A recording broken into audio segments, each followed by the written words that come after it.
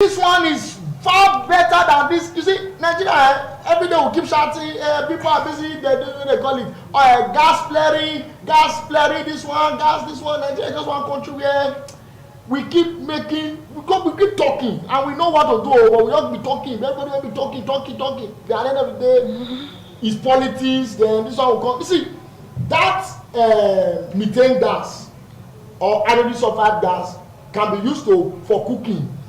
And it is the best way to go. Let me tell you why. If you use the normal gas that we are using to cook, that one is highly inflammable.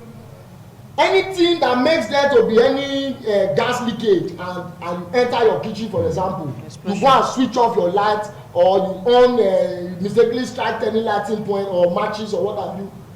It is inflammable. There will be explosion. You will burn. The house will burn down. But this one, why it is the way to go is that anytime there is a little leakage or spillage, the difference is you will now be perceiving the smell of poo-poo inside your house or kitchen to show that there is a leakage somewhere. Okay, that's more easy to detect. And that's easy to detect, and it's not flammable. So even if you go and strike fire up and down, it is not inflammable compared to the normal. So, apparently, you're saying it can be connected to hot plate. Yeah. What they call hot plate now in quotes. It has it has its own special burner. But it has mechanical parts to generate power. Yes. Okay. It has a lot of mechanical parts. Yes. That's the problem. And we are trying to produce a green energy, in the sense help to protect the environment. That's the reason why I don't really buy into that issue of getting biogas, because biogas, for you to be able to use it to generate light, it has a lot of mechanical parts. We are trying to run away from mechanical parts, which is a generator.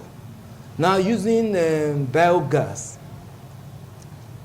for you to be able to use it, you will need those mechanical parts. And to get mechanical parts working, it still has to entail a lot of cost. I was even going to ask the question, like, if I was going to use this biogas, because you are still suggesting solar is the way to go. You're saying biogas is the way to go. I know two questions in one. Is it possible for the states to combine all? If hydro doesn't work by 12, we use hydro 6 a.m. to 9 a.m. for the whole states. 9 a.m. to 12 a.m. we move to biogas. 12 to 3 p.m. we go to solar. Is it possible to do that? That's one question. Then question number two, if an individual, like my compound now has about 8 flats, the compound is so mighty. If my compound says we want to start generating our own biogas, what's the cost range? Because while you're talking about power, how much are we paying if you have prepaid meter? So let's also check that. So I'm going to ask you, Mr. Brightens, what's it going to cost a compound, forget government now, to get the generator for the biogas, the pipe, the everything? We already have Sokeweda and not hard. So what's it going to cost? Estimates. In all sincerity to you, let us not run away from the fact that it's forever sacrosanct. Power is expensive anywhere in the world, except you've never left the shores of this country. Power is expensive everywhere on earth. There's no place where you go to and they tell you power generation is cheaper, it's just so cheap. It's a lie. Power is expensive. Power is not power looks like luxury. It's something that if you need it, you will spend money for it. Okay. Now, so cost. For now, this biogas technology, it's expensive. The same way solar is expensive. Solar is not cheap either. No matter how you paint it, solar technology, I've been there for over 17, 20 years. Somebody who has been selling solar for 17, 20 years, you should know. Give us the estimate. No one thing about this country. Because when you finish giving us the figure, you will give us a figure for solar for that same compound. No, I'm coming. And let's just have a view. Yes. Let's just have a view. There's something I must tell you. There's something I must just tell you about this country. Tell us. I know you forgot. Once you begin to mention figure, the next thing your tax, they will start. You will start seeing tax coming from left, right, center. No. Just most people know you for solar. Instead, I will be diplomatic when it comes to mentioning cost on air. Okay, so I will be diplomatic. But no problem. Since you seem to have a lot of research done on biogas, you have a lot of research done on solar. Between the two, which is more expensive? At least let's deal with that, since we cannot give the figures on air. Good, because one thing about this country, we must be careful when you are doing things, especially when you are talking to millions of people at the same time. So I think that's the reason we are educated. That's just the truth. So we must be careful. Now, comparing, which is more expensive? Biogas is more expensive to procure ab initio comparing to solar. Okay. In all sincerity. But if you look at the long-term usage, the biogas is a perfect alternative. Why did I use the word perfect? Solar, you can get solar of a few thousands of naira, less than $1 million. You can get a solar. Biogas, no matter how small, you will not get a biogas of less than 1,000 or less than few thousands or less than $1 million. If you are in the court of law, you know that swing, that pendulum, that what they call it? The statue of justice. Statue of justice. That statue of justice, you are in the court. Although pray to go to court. So I'm looking at it like so. You get it now? I do. Solar, in all sincerity, you can buy solar of a few thousand naira or less than $1 million. Cost so friendly. biogas is more expensive. At the big, that's initial cost. But this same solar, the disadvantage is after 2 years, 1 year, 6 months, as the case may be, you need to replace the batteries. For a customer or somebody who is using maybe 20 battery, 10 battery, 8 battery, by the time you are costing the battery, don't forget, those batteries are influenced by dollar-naira exchange rates. We that sells our own battery branded in our name, our battery is produced in China according to our own company specification, and certified by Standard Organization of Nigeria that can be sold to people. Okay. No. So anytime you are rebuying the battery, you won't be buying it at the cost you purchased it 2 years ago. All right, no problem, Mr. Brighton. You have answered my question. Biogas is actually more expensive at the initial stage, but when you begin to calculate it in the long run, it might be cheaper. So solar is more like it might be. Let me it will be. It will be. It will be cheaper. Because we don't have much time, and I want to finish my questions. All right, Mr. Raymond, have you taken time out to study the budget, the government's budget for energy at any point? Presently now, there's a government project that's going on. Okay. Under the urban-rural electrification in Edo State,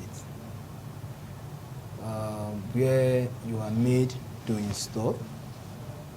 After installing, they will only assist you with some couple of money, which is not comparable to the amounts that you need installing it. And with the promise that over time you'll be able to get your money back. So there is no fixed price for their budget, because every year they come out with new policies and new programs, which sometimes override the standing one. So that's just it. The problem. So quickly to Dr. Brighton now, what are the current energy policy in the country?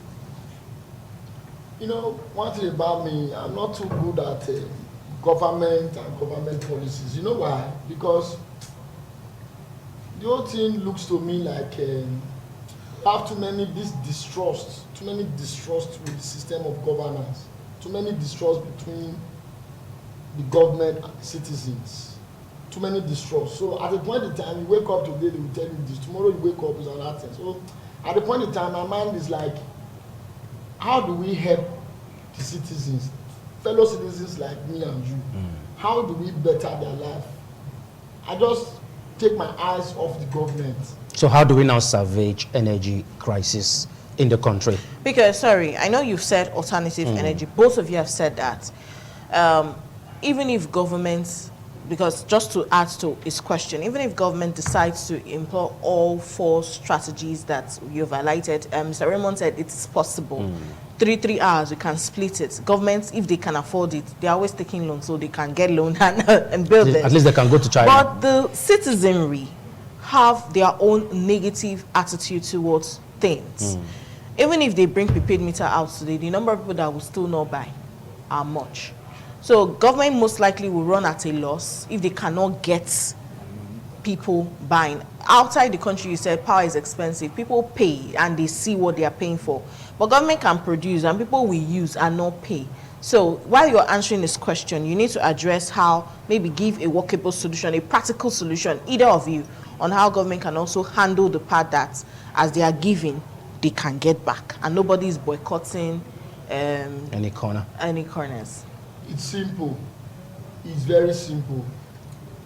The only mistake that was made was at the beginning, the planning system was faulty, in the sense that if you go to advanced country, your electricity is packed to your house. Okay.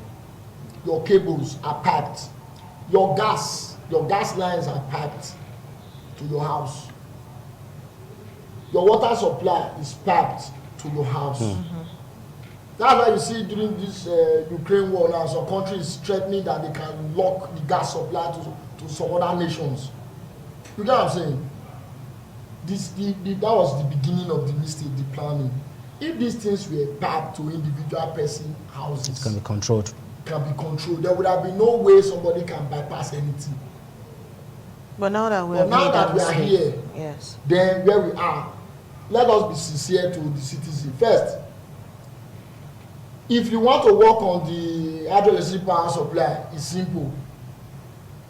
Be honest with what you are generating. Okay. Get state-of-the-art facilities as you see in other nations. Workable ones. The transmission lines should be good enough to transmit exactly what is generated. Getting down to the distribution, it should not be a situation whereby you will see in some country, how to use that word, in some country, somebody will buy a pole, buy wire, if possible buy the transformer. Tomorrow another person will come and say it is my company that owns the transformer, that owns the wire, that owns the pole. In some country, I don't know the country, so in some country.